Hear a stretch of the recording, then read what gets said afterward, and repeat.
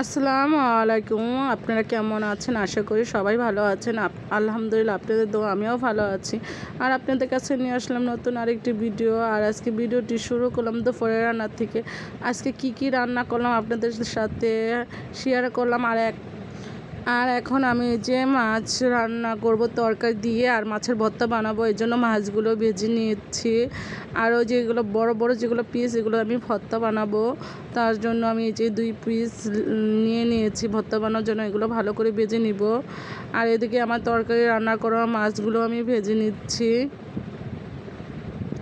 আর এখন আমি ভর্তা করার জন্য শুকনো মরিচগুলো হালকা ভেজে নিব। এখন এই যে তেল দিয়ে ভালো করে ভেজে নিয়েছি।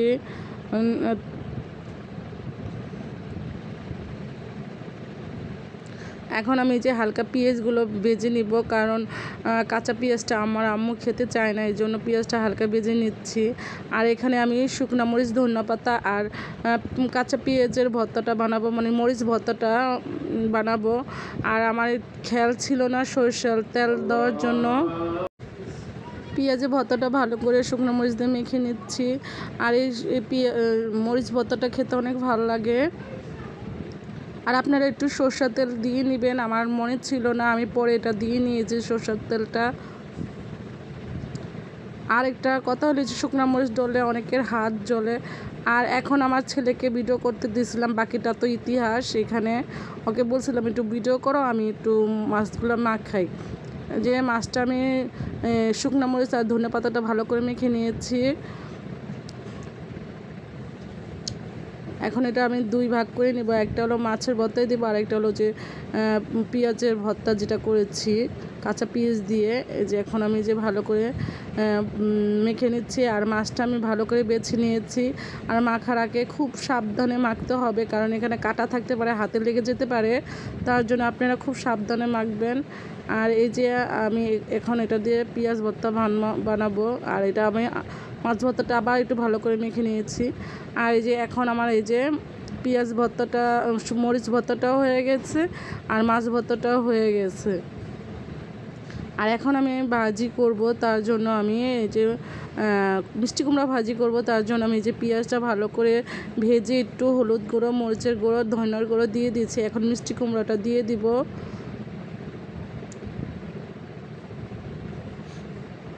এখন একটু ভালো করে নাড়াচাড়া দিয়ে নিচ্ছি। আর পরিমাণ মতন লবণও দিয়ে নিয়েছি।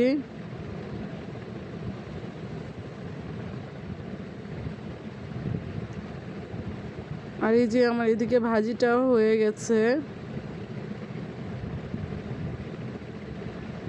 যে ভাজিটা একদম হয়ে গেছে। আর রান্না করব লাউ ডাল। যেখানে আমি লাউ আর ডাল আর কাঁচামরিচ একসাথে দিয়ে সিদ্ধ করতে দিয়ে দিয়েছি, কারণ এই লাউয়ের ডালটা খেতে খুবই মজা। কি খেয়েছেন? যদি না খেয়ে থাকেন তাহলে কমেন্ট করবেন আমাকে।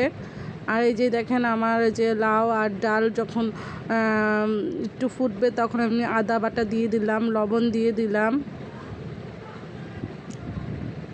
রসুন বাটাও দিয়ে দিয়েছি। এখন অল্প একটু হলুদ মরিচের ধনিয়ার গুঁড়া দিব। দেওয়ার পরে আমি এটাকে ভালো করে নাড়াচাড়া দিয়ে নিব।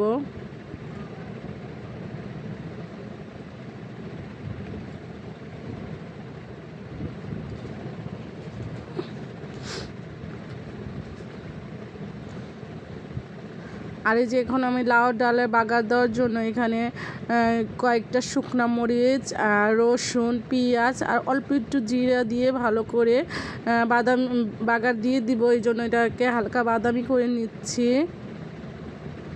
এই যে এখন আমার বাদামিটা হয়ে গেছে বাগারের জন্য। এখন আমি লাউটা দিয়ে দিচ্ছি। এই যে লাউটা দিয়ে দিলাম।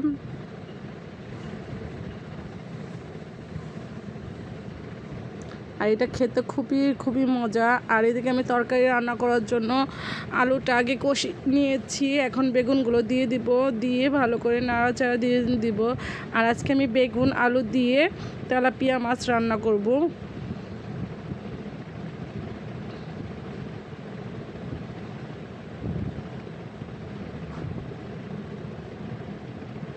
এখন অল্প একটু পানি দিয়ে দিলাম, কারণ বেগুনের তরকারি অত ঝোল ভাল লাগে না, এই জন্য অল্প একটু পানি দিয়ে দিলাম। দিয়ে আমি এখন এই মাছগুলো দিয়ে দিব। আর আমার ভিডিওটা যদি ভালো লেগে থাকে তাহলে একটা লাইক, একটা কমেন্ট, একটা শেয়ার করে দেবেন। সবাইকে আল্লাহ হাফেজ।